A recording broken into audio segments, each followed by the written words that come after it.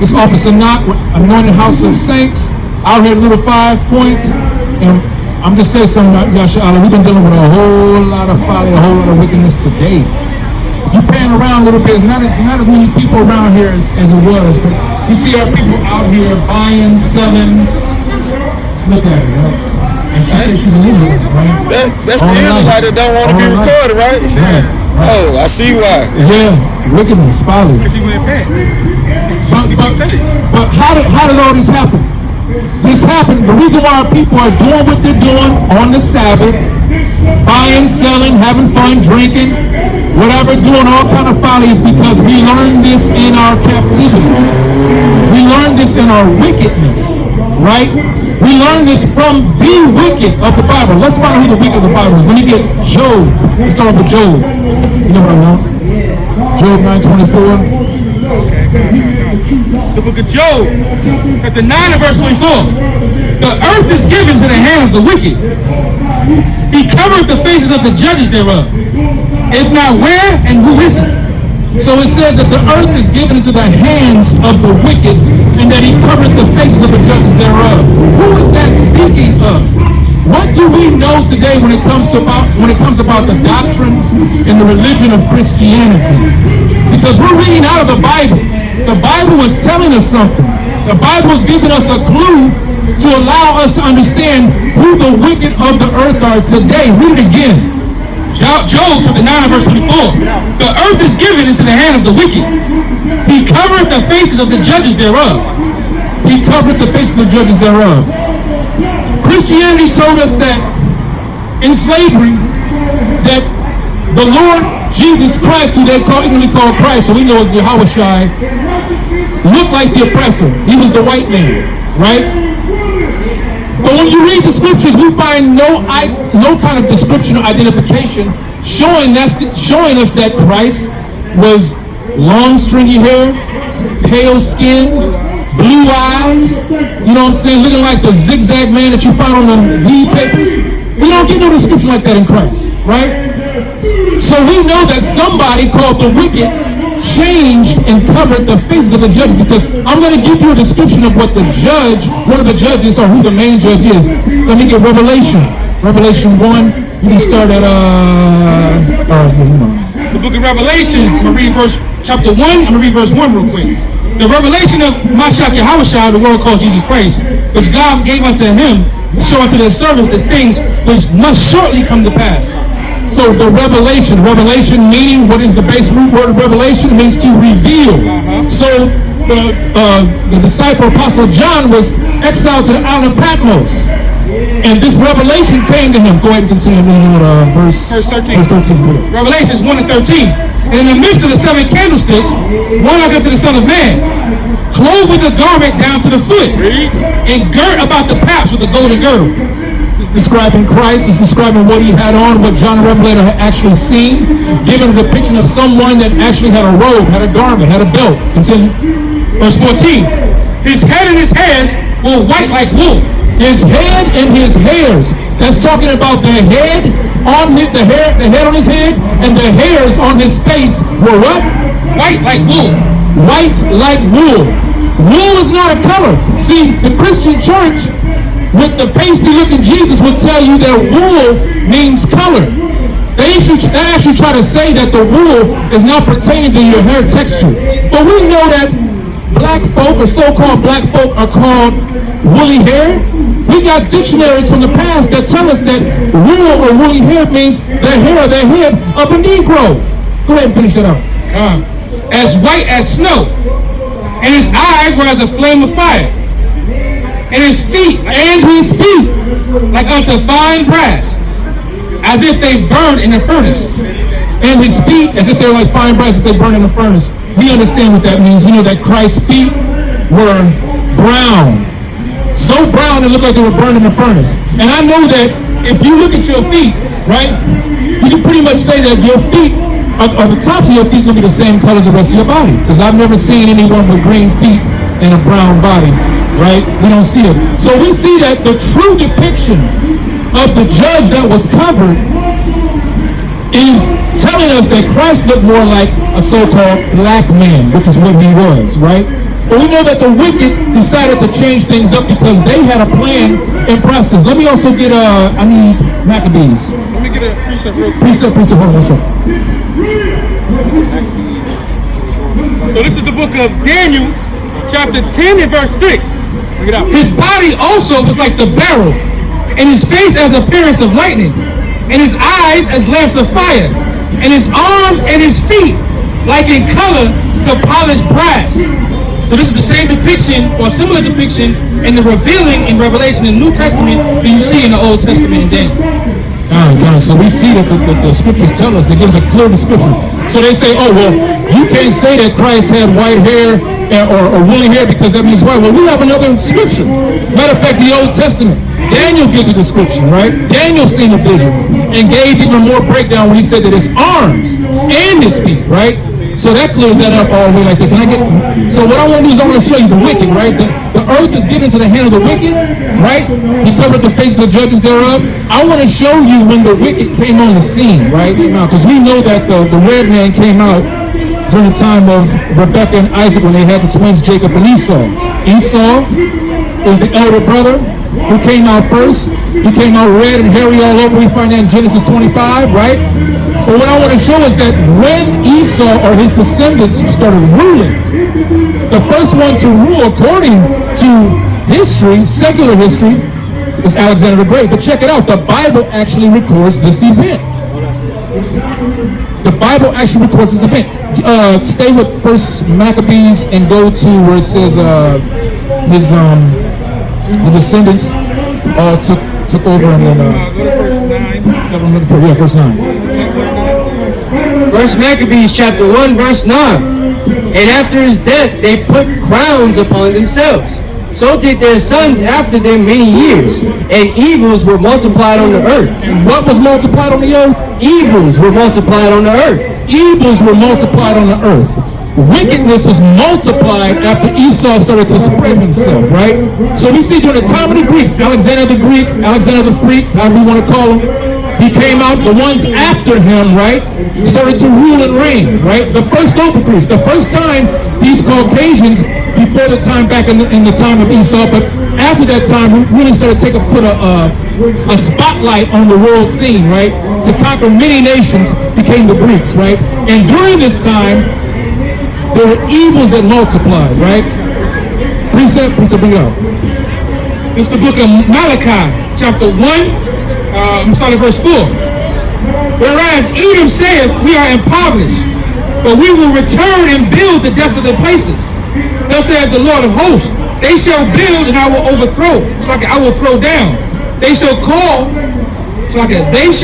them the border of wickedness, and a people against whom the Lord hath indignation forever. The border of wickedness.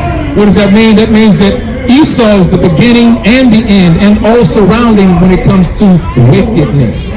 We know that they also conspire with other nations. They conspire with the Moabites, the Ammonites, the Ishmaelites, right? We know they conspired to take the children of Israel into captivity. We see that, and that's the reason why, and I think Captain Eliel brought it out earlier with Psalms 83. We can go there again, but before we go there, that's why we see the lost condition of our people today, right?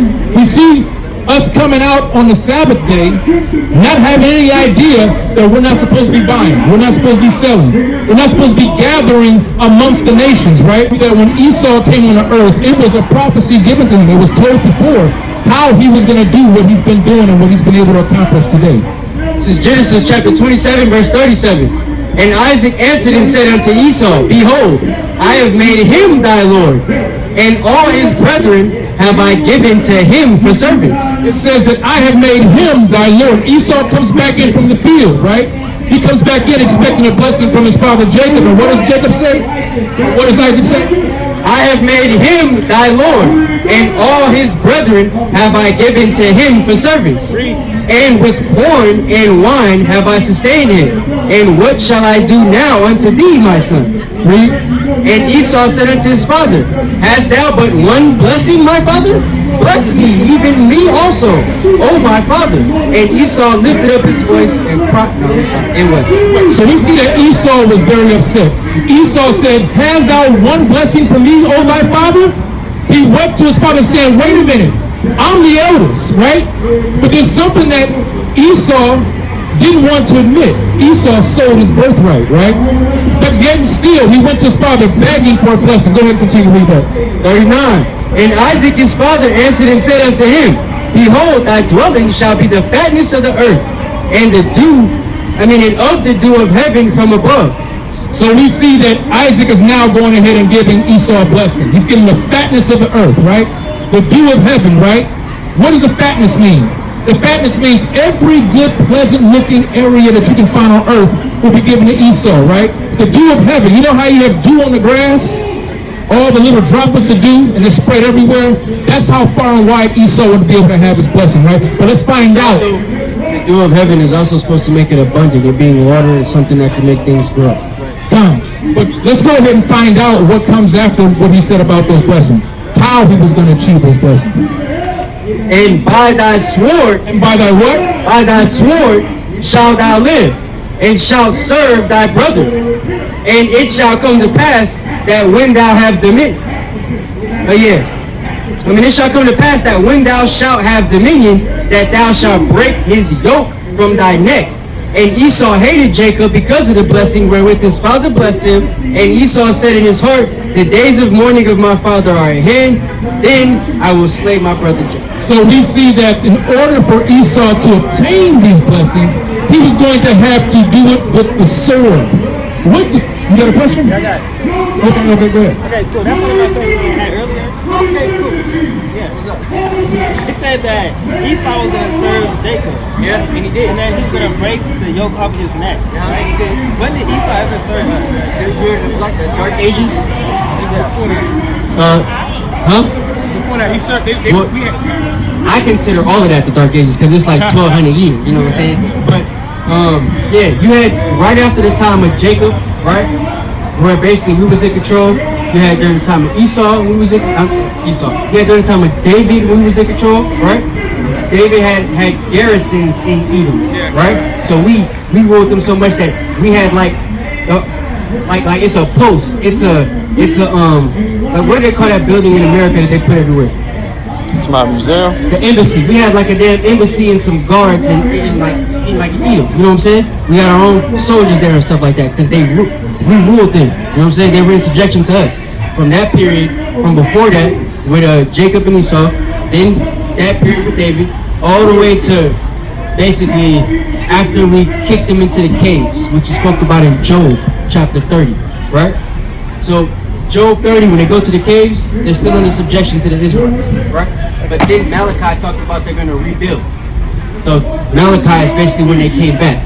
The prophecy Malachi is talking about is when they came back, and that's when they took over Rome. So if you heard of the Byzantine Empire before, the fall of the Byzantine Empire is when we lost control. So Septimius Severus, all the way to the fall of the empire is us. That's what they call the Dark Ages, right? But we had Esau in control before that, like the brothers were saying, all the way during the time of David. You know what I'm saying? Let me read a precept for you real quick so you can get the precept. The book of 2 Samuel, chapter 8 and verse 14. Check that out. And he put garrisons in Edom. Throughout all Edom put he garrisons. And all they of Edom became David's servants. So everybody in Edom is a servant to David at this point, right? Yeah, that's the point. Oh, that's good. So you understand that? Then in Job, we also pushed them from amongst men. That's how they ended up in what they call the Caucasus Mountains, right? They had Petra-Rakhmu, which is the first place that they went to. So, in fact, I'll correct that. That's when they went to Petra, right? So they're from Mount Seir, then they rebuild Petra. We send them back there.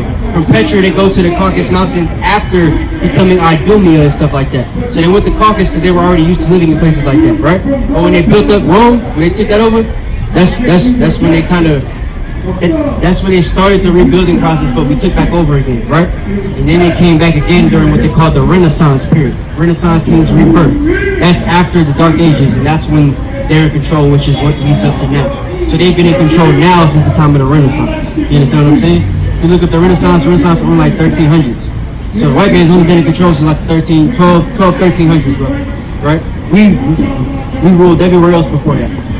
And so you know, just to land back on what he's saying, during the time of Christ, he prophesied, right? Prophesied that the temple would be destroyed, right? And that Jerusalem would be trodden down, right, by the Gentiles. That was a time when, during the time of 70 AD, when it actually happened. We have documented secular proof that actually happened, right? It was Titus Vespasian and his son, Titus and Vespasian, yeah. I said it right. It's not good. But we're going to read that account with Christ. That's Matthew 24. Let's get that for him real quick. How you doing, brother? You all right? Yeah, I'm just listening. Okay. What's the difference here? Let me get the scripture out, and we'll get to reading the Bible. what we're doing right now. Today, they have it. Right. What we're doing right now is what's different from what's over there. Bring that up. God. And look at Matthew chapter 24. I'm gonna start at verse 5. I'm gonna start at verse 4. And Yahweh shall answer and said unto them, take heed that no man deceive you. For many shall come in my name, saying, I am Christ, and shall deceive many. And you shall hear of wars and rumors of wars. See that ye be not troubled, for all these things must come to pass.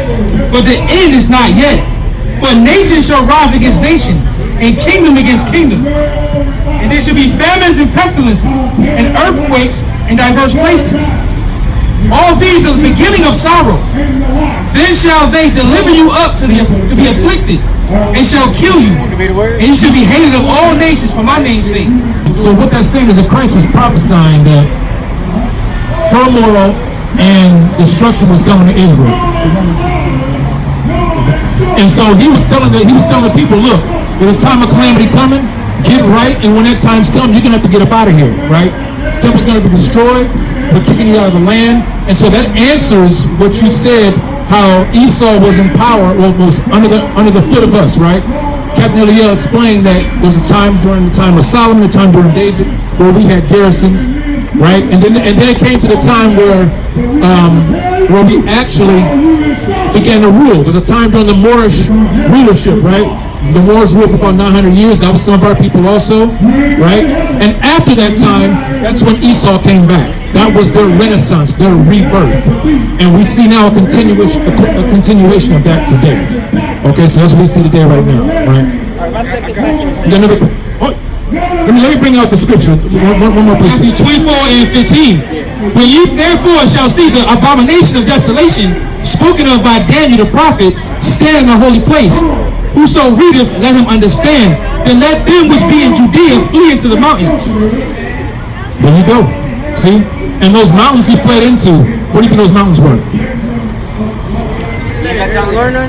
Oh, I do, for sure. Well, hold still, bro. Hold still. Sit down, man. Let me sit down. All right. All praises. Flee into the mountains. The ones that we seen earlier. It couldn't have been Syria. Rome ruled over them. They had to go To the mountains. They had to go west. Africa. They had to go to Africa, right? That's where they went. So that explains where the diaspora started from 70 AD. They fled to West Africa to get away from the Romans, right? Okay. Some of us fled other places. Some of us did, right? All right, so look, flee into the mountains. The main place we fled to was Africa, right? It's closest to us. But Israel itself is a mountainous region. Mountains is everywhere, right? Mountains to the east, the west, south, north, all of that stuff. So flee to the mountains because that means you're fleeing away from Israel. If you're in Jerusalem, in like the southern kingdom, it's a big old mountain that you have to look at to know where the northern kingdom is, right? If you're in the southern kingdom and you flee to that mountain, you're out of harm's way, right? So you're supposed to flee to the mountains, but it led you to different places. So, but a lot of our people from the southern kingdom, because they were in the south, they went what was closer, which was Egypt, you know what I'm saying? So they ended up in those places, and from Egypt, they went further into West Africa, which is how they ended up in West Africa, right? And books like Babylon and Timbuktu, and all the other books we talked about earlier explain. Con. So you say you have another question. I had a friend who was atheist, right? I had a friend who was atheist. Atheist? Yeah. Okay. So called Mexican, and also about Jesus, right? He asked me, right? I'm talking about Jesus and all that. He asked me, if Jesus came to save everybody, why are we like this now? He said, Jesus came to save everybody, why are we still out back? When you say when Jesus came to save everybody, were you saying that or was he asking He you? was asking that. came to save the Israelites. Why the Israelites still out there? He came to save the Is that your question, or did you give him an answer for that? I didn't have an answer for him. You didn't have an answer. Okay, so let me ask you, who did Jesus come to save? Who did he come for? Did you know that before? Yeah, he's an Israelite. He's a so-called Mexican. Oh, okay. Okay, smart guy. Right. He came to save us. Why are we still at the bottom of the barrel? Why are we still at the bottom of the barrel?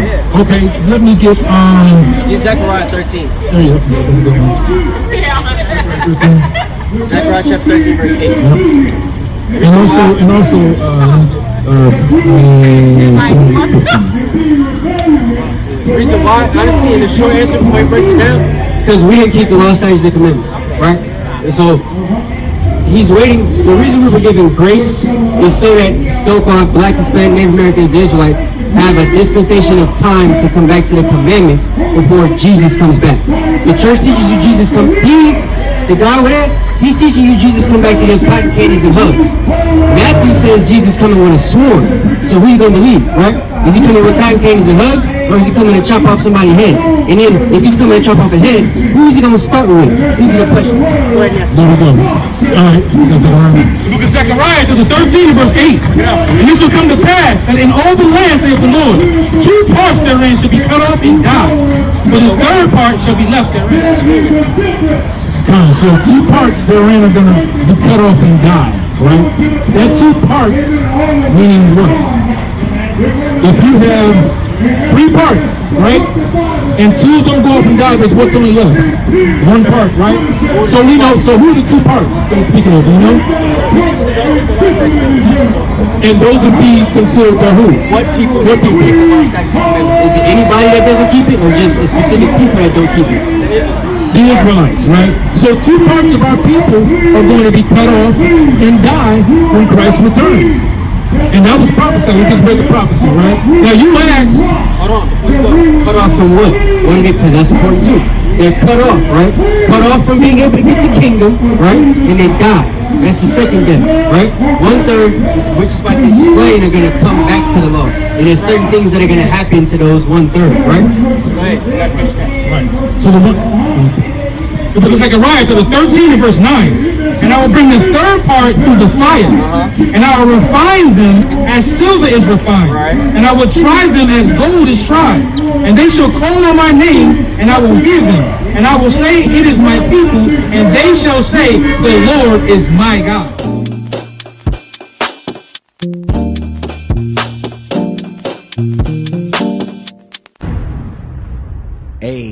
AHOS.